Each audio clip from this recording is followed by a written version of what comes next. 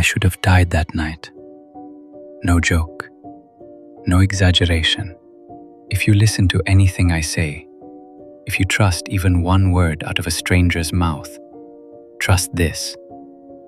Do not stop for kids on the road after dark, ever.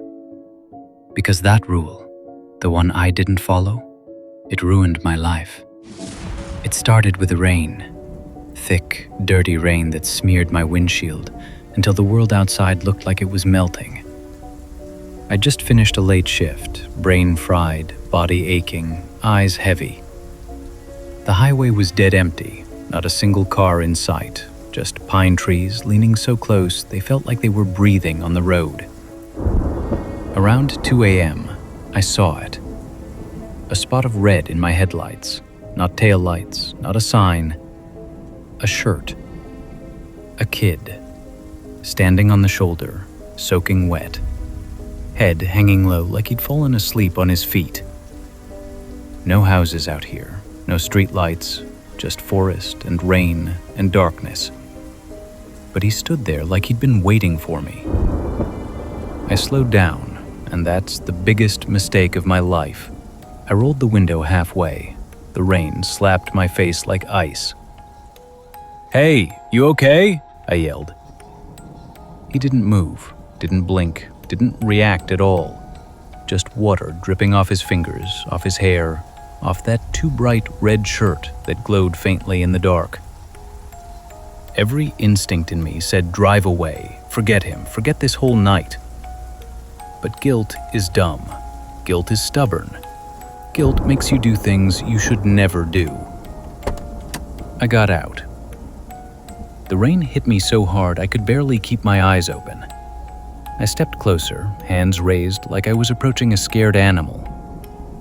"Buddy," I said softly, "where are your parents? You lost?" Still nothing. Then I took one more step. His head snapped up so fast I heard it crack. His face. God. Skin pale like old paper. Lips blue like he'd been pulled out of a lake. Eyes, no whites at all, just two pitch-black holes staring straight into me. He smiled. This long, stretched, thin-lipped smile that felt like it wasn't for me. It was at me. A smile like he knew something I didn't. A smile that said he'd been waiting. My stomach twisted. I stumbled back, slipped, hit the mud, and scrambled to my feet. When I looked back, he was gone, vanished. I ran to the car, slammed the door, locked it. My breath fogged the glass. Then, the passenger door handle clicked. My heart almost exploded. I turned my head slowly. He was right there. Face pressed to the window, dripping water that streaked down the glass like black tears. He mouthed something slow, deliberate. "Follow me." I floored it. I don't think my wheels even touched the ground. When I finally crashed into my driveway, I told myself I imagined it. I was tired, exhausted. Maybe my mind played tricks. I tried to sleep. I couldn't. I kept seeing his face in the dark, those eyes, that smile. The next night at 2 a.m. sharp, my doorbell rang. I froze in bed. No one comes to your house at that hour. No one good, anyway. I crept to the door, checked the peephole. The kid stood on my porch, soaking wet, bare feet on concrete. Water pooling under him even though it wasn't raining. My whole body went cold. He lifted one hand and pressed it to the peephole. The glass fogged instantly. Then he whispered, voice small but echoing, like there were two versions of him speaking at once. "Follow me." I didn't breathe. He knocked again, softer, almost polite. Then he whispered something that made my blood turn to ice. "Please, he's coming." He lifted his head. Behind him, at the far edge of my yard, Something huge leaned between the trees. Tall as my house, long limbs hanging like wet ropes, a shadow so thick it ate the moonlight. Its arms bent and unbent like they weren't bones, just loose meat moving on its own. I stumbled back from the door. Inside the house, behind me, a door creaked open. Not the front door, not the porch, the basement door. I don't have a damn basement, but something big moved down there. Heavy, slow, dragging something metal, chains maybe, even though I've never owned a chain in my life. The kid outside whispered again, "If you don't follow me, you won't make it to morning." His voice was cracking now, urgent, desperate. The basement door banged once, hard enough to shake the whole frame. I grabbed the back door handle and sprinted into the night. Cold air slapped me, rain stung my skin. I ran blindly across the yard, and the kid stepped out from behind a tree right in front of me, like he teleported, like the forest itself spat him out. He pointed into the woods. "Follow me, and don't look back." Behind me, a deep voice oozed out of the shadows, slow and thick, like someone speaking from underwater. "Where are you going?" I almost looked. I almost turned around. The kid grabbed my hand, cold as a corpse, fingers stiff, skin rubbery and wet. "Don't stop," he whispered. "Don't turn around." We ran into the forest. The thing behind us followed. Branches snapped, ground shook, trees groaned. Its breath hit my neck, hot and wet like rotten meat. Every step felt like a countdown. Mud pulled at my shoes. Branches sliced my cheeks.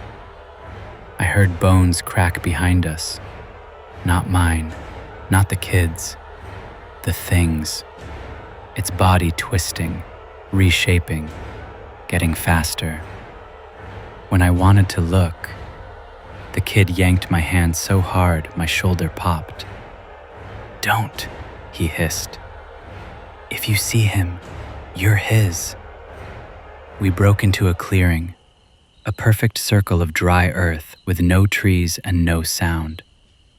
The thing stopped at the edge like it hit a wall. The kid dropped my hand. "He can't come here," he said. "Not tonight." I bent over, gagging. "What is that thing?" I gasped.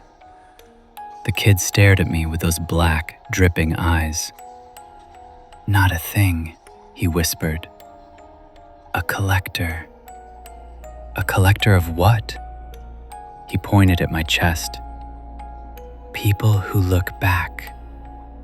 My knees almost gave out. "Why me?" I whispered.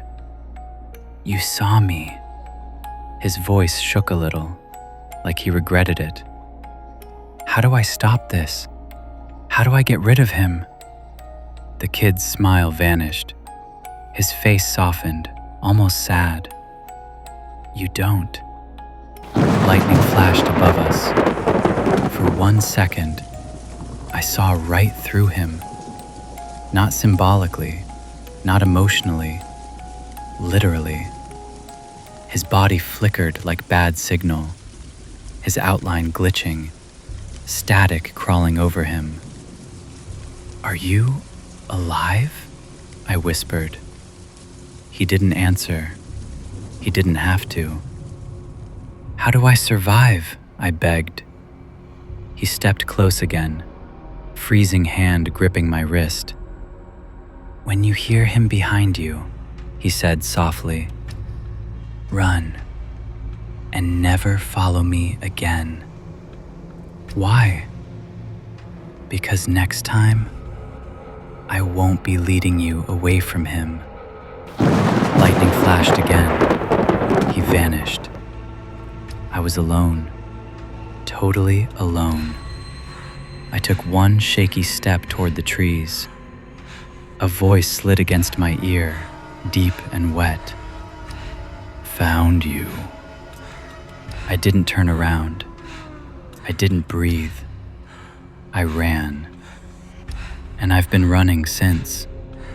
Every night at 2 a.m., my doorbell rings. Sometimes it's the kid. Sometimes it's the thing pretending to be him. I don't answer. I don't follow.